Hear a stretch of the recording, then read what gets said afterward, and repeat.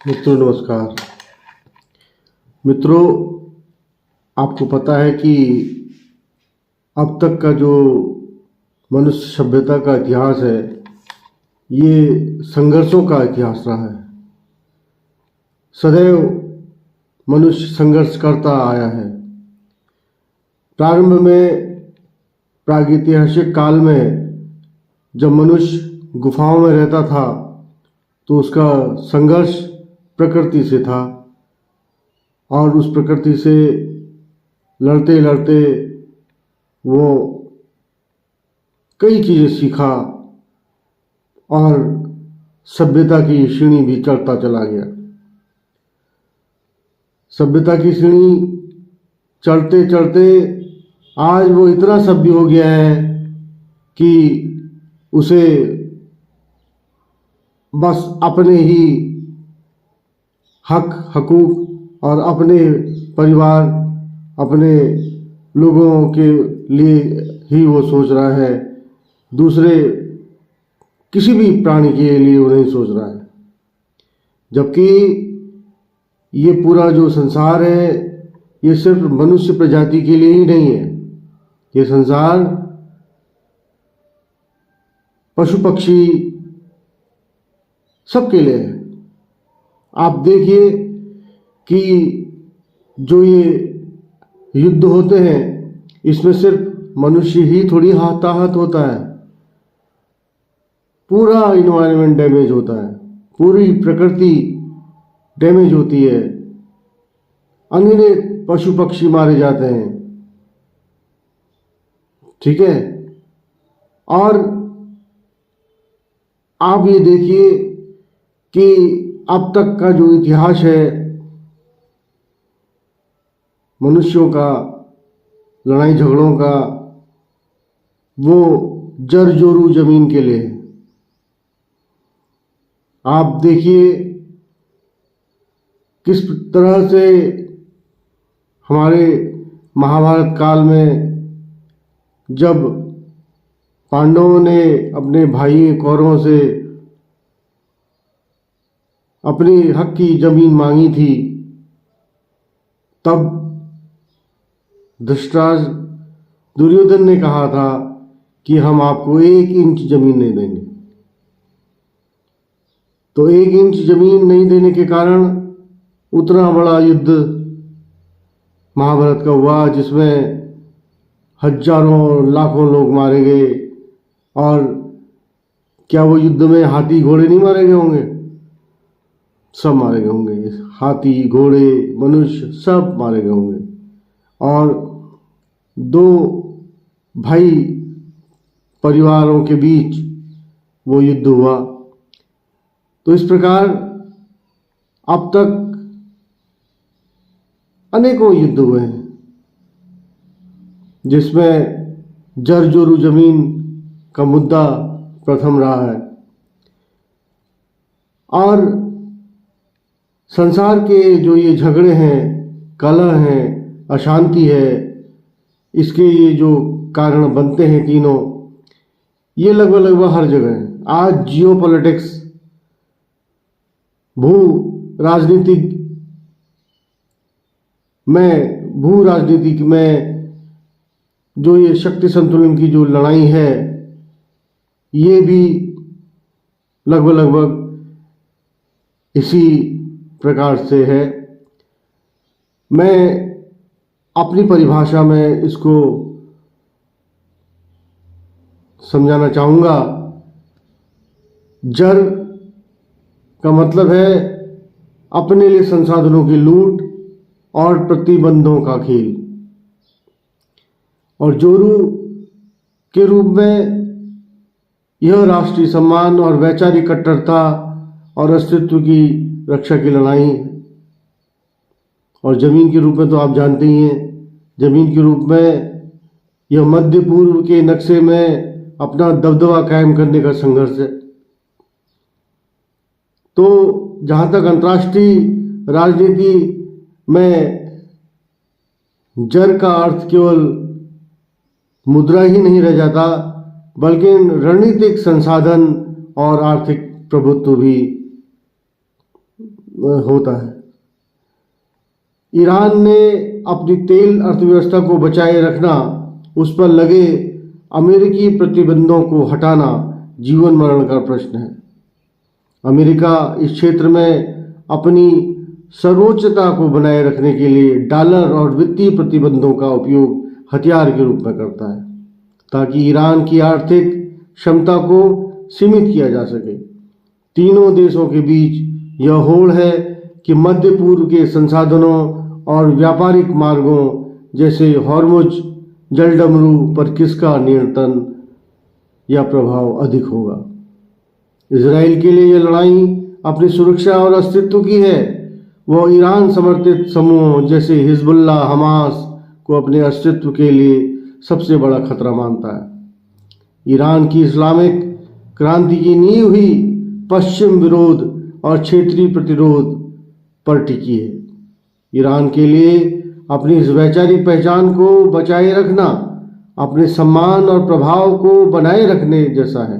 America के लिए इस क्षेत्र में अपने सहयोगियों, विशेषकर इजराइल की रक्षा करना और अपने वैश्विक महाशक्ति वाली साख से जुड़ा हुआ है।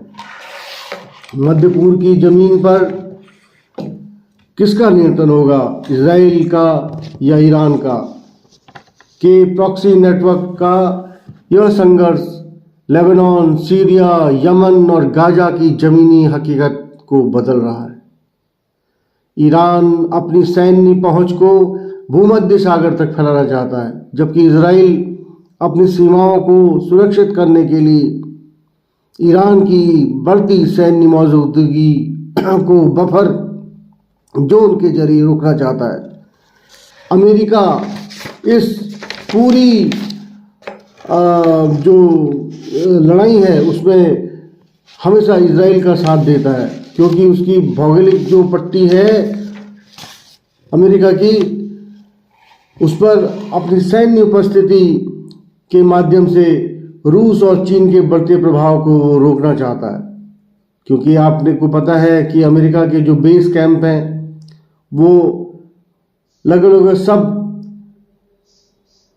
मध्य पूर्व के कंट्रीज़ में हैं और वहाँ पर अमेरिका के बेस कैंप हैं। और अमेरिका ने ये कहा है कि उनको उनकी कंट्री को वो प्रोटेक्शन देगा। जैसे यूएई में है, यूएई में अमेरिकी बेस कैंप है। उनका अपना कोई आर्मी विशेष नहीं है, उनकी पुलिस है और बाकी आर्मी जो है, आर्मी का पूरा काम अमेरिका करता है, रक्षा देता है उनको। ऐसे ही सऊदी अरब है, तो सब जगह उसने अपने बेस कैंप खोले हैं। तो वो अब नहीं चाहता कि अपनी संप्रभुता को वो खोना और अपने बेस कैंप को खोना। तो अब उसको अमेरिका को डर क्या है कि अभी जो इस्लामिक जो एक नया थॉट आया है ना, इस्लामिक रेवोल्यूशनरीज का, तो वो उसका भय है, ठीक है। और इजराइल का क्या भय है? इजराइल एक ग्रेटर इजराइल की बात कर रहा है, बृहद इजराइल की बात कर रहा है। तो इजराइल को ये है कि ये जो हमास और इसके साथी अन्य हिजबुल गुट आगे बढ़ रहे हैं, तो इसको रोकना इजराइल का मकसद है। तो मित्रों, यह जो ईरान, इजराइल और अमेरिका के बीच का यह त्रिकोणीय संघर्ष एक अति शक्तिशाली संयुक्त संतुलन का खेल बन चुका है। यह एक ऐसा चक्र है जहां तीनों पक्ष अपनी अपनी सुरक्षा का प्रभाव को दांव में लगाकर एक ऐसे खेल में उलझे हुए हैं जिसका अंत फिलहाल शांति के बजाय निरंतर तनाव की ओर जाता दिख रहा है। वर्तमान में 13 अप्रैल 2026 यानी कल ईरान और इजराइल और अमेरिका के बीच चल रहे संघर्ष का जो ये लड़ाई है उसका हालिया घटना मैंने बताई है कि किस प्रकार जो सप्ताहांत है, पिछले सप्ताह पाकिस्तान में अमेरिका और ईरान के बीच हुई शांति वार्ता किसी भी समझौते पहुंचने से पहले विफल रही। इसके बाद अमेरिकी राष्ट्रपति डोनाल्ड ट्रंप ने ईरान के खिलाफ सख्त रुख अपनाते हुए हॉर्मुज जलडमरू स्ट्रेट ऑफ हॉर्मुज में सभी ईरानी बंदरगाहों की नौसैनिक नाकेबंदी करने का आदेश दिया था। ठीक है। और कल जो है 13 अप्रैल को अमेरिकी नौसेना उन सभी जहाज़ों को रोकने और जांचने के लिए तैनात कर दी गई है। और अमेरिका क्या कर रहा है कि जिन जहाज़ों को हॉर्मुज जलडमरू से छोड़ा भी जा रहा है तो उसको अपने क्षेत्र में आने के बाद फिर पुनः रोका जा रहा है अमेरिका के द्वारा। वो उसकी जांच कर रहा है, ठीक है, तलाशी ले रहा है। अब देखिए, बाद में कहीं ऐसा ना हो कि एक जहाज को दो दो चुंगियां देनी पड़े। वो ईरान में भी चुंगी देगा और आगे चल के भी अमेरिका के जहाज को रोकेंगे, फिर वहाँ भी चुंगी देगा। तो न जाने क्या ये आगे होने जा रहा है। वो बिल्कुल अमेरिका कतई कह रहा है कि मैं अब यहाँ से कोई जहाज नहीं जाने दूंगा। अभी तक तो ईरान ने कहा था मैं जहाज नहीं जाने दूंगा, अब अमेरिका भी खुलेआम कह रहा है कि मैं यहाँ से जहाज नहीं जाने दूंगा। तो ये स्थिति हो रही है और एक किस्म से ये समुद्री डकैत, नए किस्म के डकैत पैदा हो गए हैं। डकैत क्या करता है? यही करता है ना, तलाशी लेता है और चुंगी वसूलता है, लेवी वसूलता है। ठीक है, जैसे किसी इलाके का जो गुंडा होता है ना, किसी स्ट्रीट का, किसी जगह का, इलाके का गुंडा, वो क्या करता है, छोटे मोटे जो काश्तकार होते हैं, दुकानदार होते हैं, इनसे हफ्ता वसूलता है ना। कहता है मैं तुम्हें प्रोटेक्शन दूंगा, इस गली में कोई तुम्हें कुछ नहीं कर सकता और तुम ये दो। ये भी चल रहा है। हालांकि पुलिस इस पर नज़र रखे रहती है, लेकिन ये चलता है ना। पुरानी आपने बॉम्बे की फिल्मों में देखा होगा ये सब चीज़ें, तो ये चलता है, इसको नकारा नहीं जा सकता, क्योंकि हर जगह पुलिस नज़र थोड़ी रख सकती है एक अंदर क्या हो रहा है क्या नहीं हो रहा। ये कई चीज़ें हैं जो ठीक नहीं चलती। और इसी प्रकार जो ये अमेरिका का जो ये इस समय है और ईरान का भी है, ये किस्म से समुद्री डकैती ही है। ठीक है, तो इजराइल के प्रधानमंत्री बेंजामिन नेतन्याहू ने अमेरिका को इस नाकेबंदी का पूर्ण समर्थन किया है। देखो, वहाँ ये ऐसी दोस्ती है जो अमेरिका करता है उसको इजराइल कहता है बहुत अच्छा किया, और जो इजराइल करता है उसको अमेरिका कहता है बहुत अच्छा किया। तो अब ये जो अमेरिका जो कर रहा है इसमें मोहर लगा दी है इजराइल ने कि हाँ बहुत बढ़िया काम कर रहे हो। तो ये स्थिति चल रही है। यद्यपि 8 अप्रैल को एक 2 सप्ताह के लिए संघर्ष विराम सीज फायर घोषित किया गया था, लेकिन यह बहुत कमज़ोर साबित हुआ है। दक्षिण लेबनान में हिजबुल्लाह और इजराइल बलों के बीच संघर्ष लगातार जारी है। नेतन्याहू ने संकेत दे दिया है कि दक्षिण लेबनान में इजराइल अभियान अभी दूर की बात है और लड़ाई जारी रहेगी। युद्ध 28 फरवरी 2026 से शुरू हुआ था, जब अमेरिका और इजराइल ने ईरान पर बड़े पैमाने पर हवाई हमले किए थे।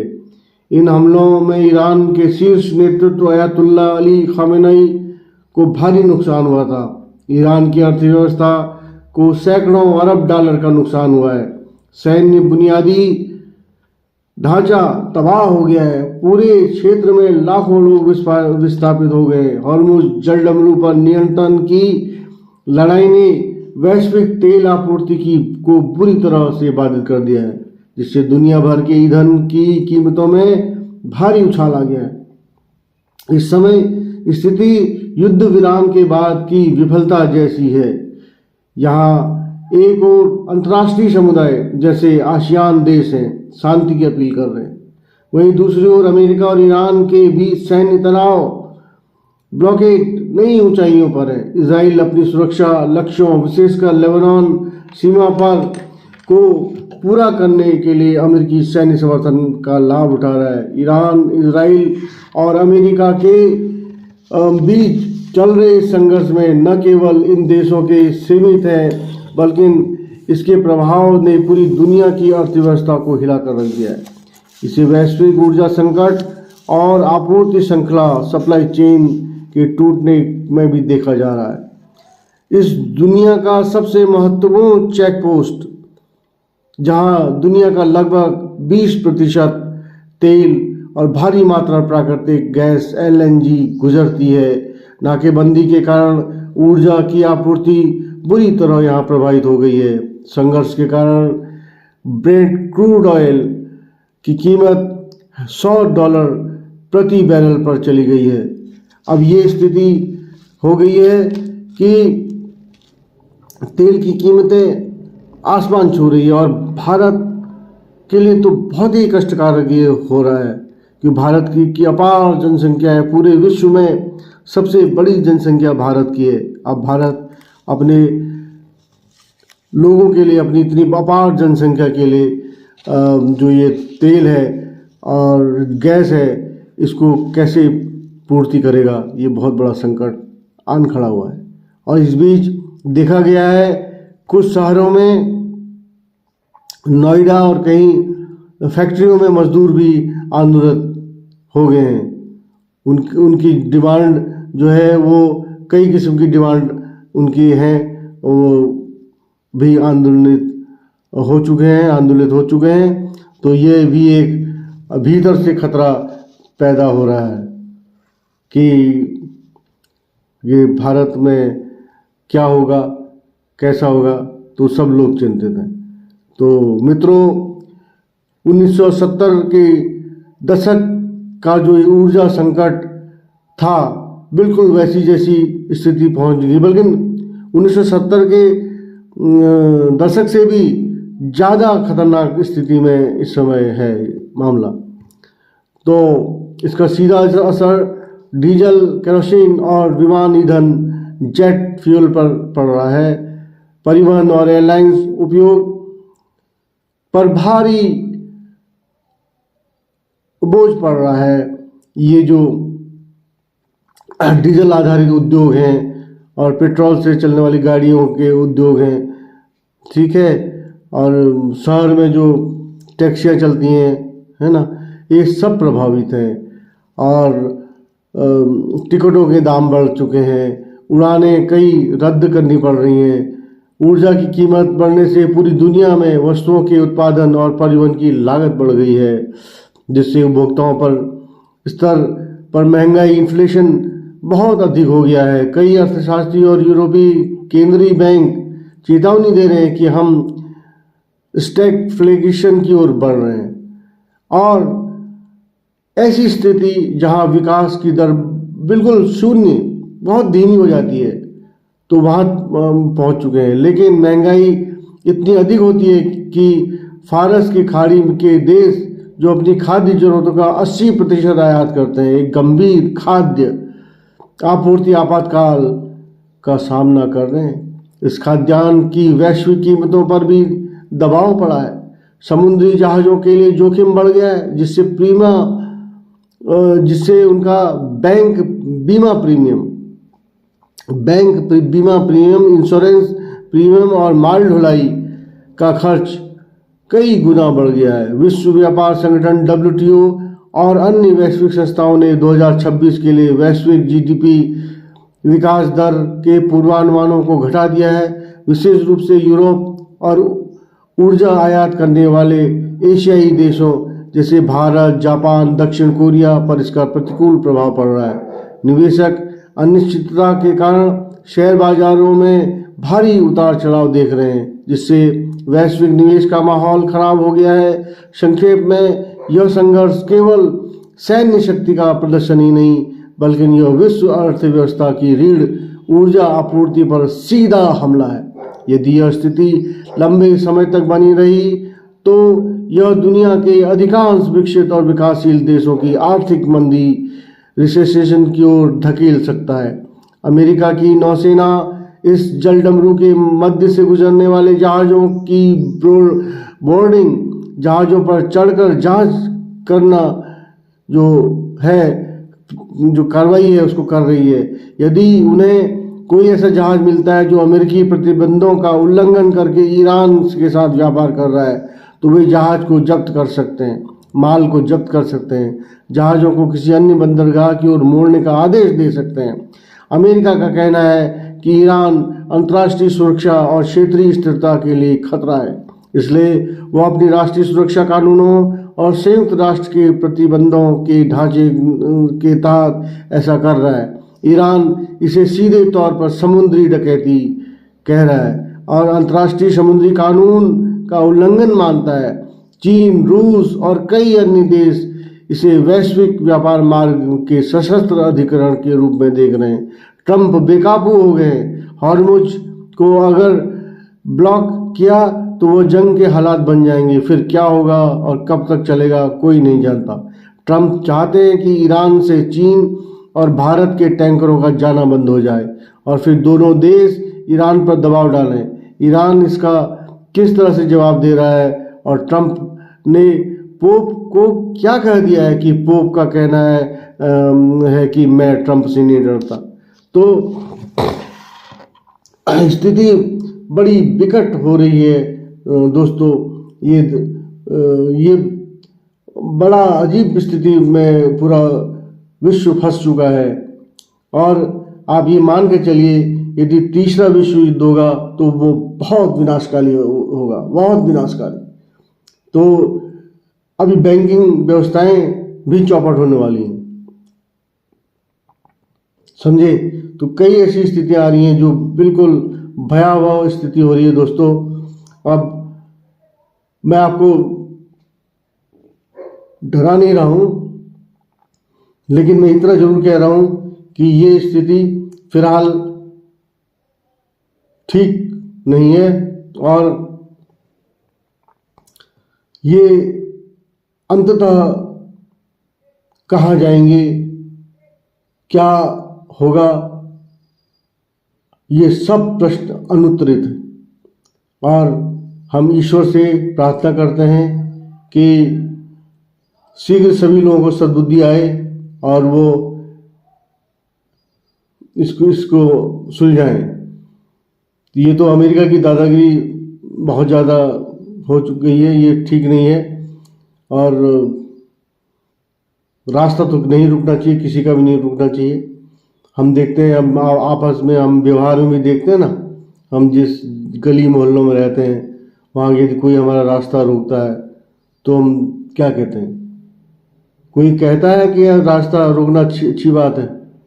कौन से कानून, किस कानून से आप रास्ता रोक रहे हो? तो ये ऐसी समुद्रों के लिए हमारे पहले सब कानून बन चुके हैं, स्ट्रीट्स के लिए सब कानून बन चुके हैं, ठीक है। तो समुद्री मार्गों का इस ढंग से रोका जाना ये ठीक नहीं है। इसका परिणाम अंततोगत्वा बहुत ही विध्वंसक होगा।